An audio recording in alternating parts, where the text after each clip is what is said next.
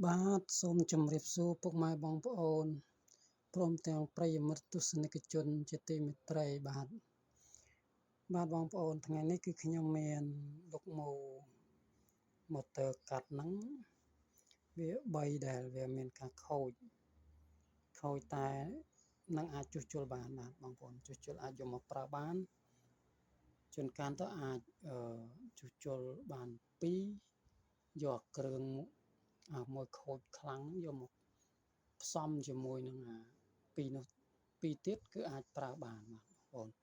ឬជួនកាលអាចជួសជុលបានប្រើទាំងអស់តែម្ដងបងប្អូនណាហើយព្រមទាំងមានស្វានមួយដែរបងប្អូនស្វាននេះក៏អាចជួសជុលប្រើបានដែរហើយចាំមើលបន្តិចទៀតខ្ញុំនឹងដោះមើលដើម្បីជួសជុលធ្វើវាឲ្យបានប្រើបានទាំងអស់តែម្ដងបងប្អូនណាអញ្ចឹងសូមបងប្អូនអញ្ជើញទស្សនាទាំងអស់គ្នាបាទអរគុណច្រើន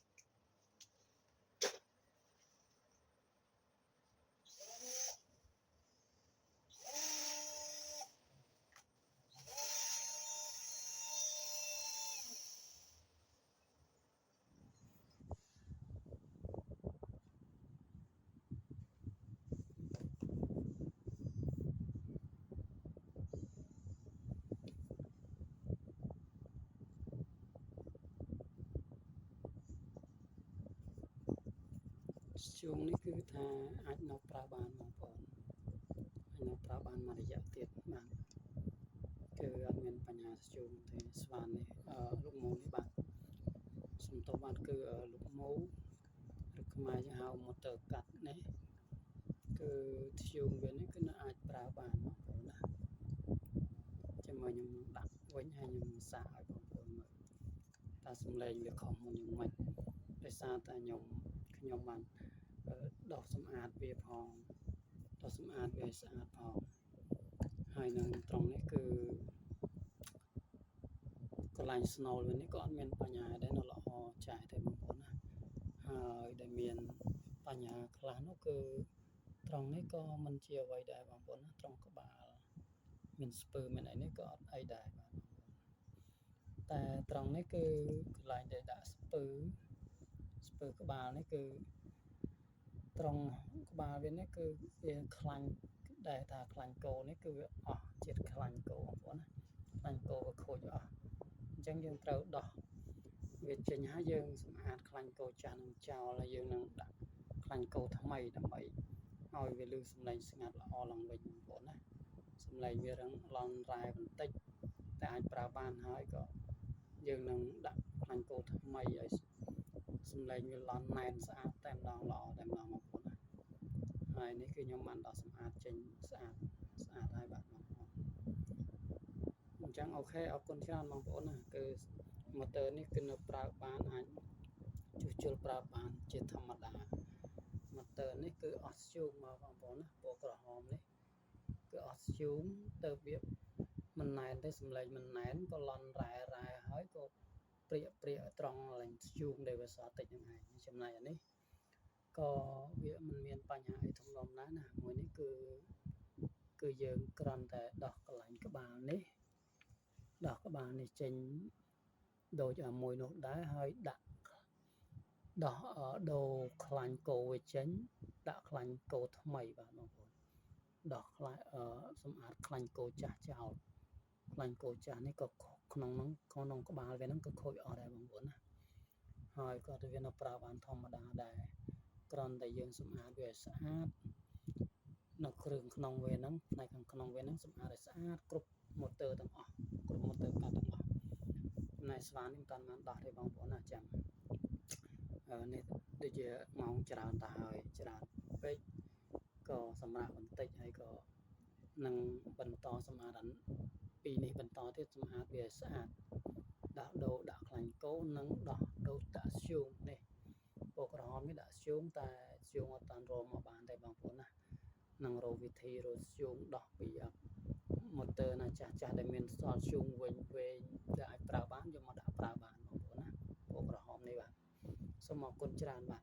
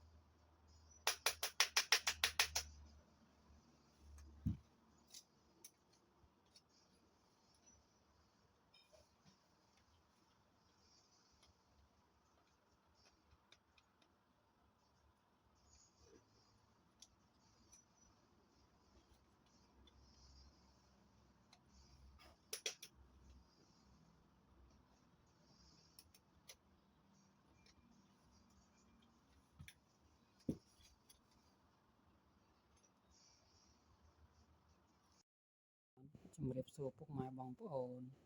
ព្រមទាំងទស្សនិកជនប្រិយមិត្តជាទីមេត្រីដែលបានចូលមកទស្សនា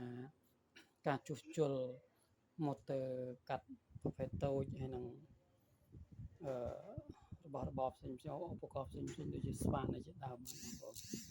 គឺនេះជាឧបករណ៍សម្រាប់ដោះជួសជុលហើយចំណែកឯមួយនេះគឺធ្វើបានវិញហើយទាំងអស់បងប្អូនធ្វើបានប្រើវិញបានទាំងអស់តែមួយនេះគឺយើងធ្វើវាជួសជុលវាគឺយើងប្រើយើងដោះក្បាលវានេះដើម្បីដោះកន្លែងនេះណាកន្លែងក្បាលវានេះដោះចេញមកដើម្បីដូរខ្លាញ់គោបងប្អូនណាទៅវាឮសំឡេងល្អឡើងវិញ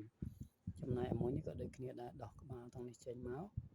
តោះមកយើងដាក់ខ្លាញ់គោនៅក្នុងទាំងនេះណាបងប្អូនណាគឺដូរខ្លាញ់គោថ្មីបងប្អូនណាដូរខ្លាញ់ថ្មីមកគឺនឹងវាដំណើរការបានល្អវិញហើយដែលគេហៅថាចលប៊ីនោះបងប្អូនណាខ្លាញ់គោហើយចំណែកអានេះគឺវាមានបញ្ហាអស់ធ្យូងទៅវាព្រាកបាច់ភ្លើងហើយក៏សំឡេងមិនល្អអញ្ចឹងពេលដែលយើងដាក់ធ្យូងថ្មីទៅវានឹងបានសំឡេងល្អឡើងវិញហើយវានឹងណែនឡើងវិញបងប្អូនណាប្រើប្រាស់បានទាំងអស់បាទបងប្អូនអត់មានបញ្ហាអីទេហើយចំណែកតួនេះគឺតួថ្មីគឺសម្រាប់ដោះជួសជុលបងប្អូនណាស្វានដៃនេះគឺសម្រាប់ដោះជួសជុលឧបករណ៍ដែលខូចផ្សេងដើម្បីឲ្យវាបានលឿនរហ័សតន់ចិត្តបងប្អូនបាទចឹងមានតែប៉ុណ្្នឹងទេសូមអរគុណច្រើនសម្រាប់ការទស្សនាគ្រប់គ្រងនៅវីដេអូ Facebook របស់ខ្ញុំហើយនិងវីដេអូ YouTube របស់ខ្ញុំផងដែរបងប្អូនណាសូមអរគុណច្រើនសូមឲ្យបងប្អូនបានទទួលនៅសេចក្តីសុខសេចក្តីចម្រើនសុខភាពល្អសុខសុវត្ថិភាពគ្រប់ទិសទីគ្រប់ទីកន្លែងទាំងអស់សូមអរគុណច្រើនបាទបងប្អូន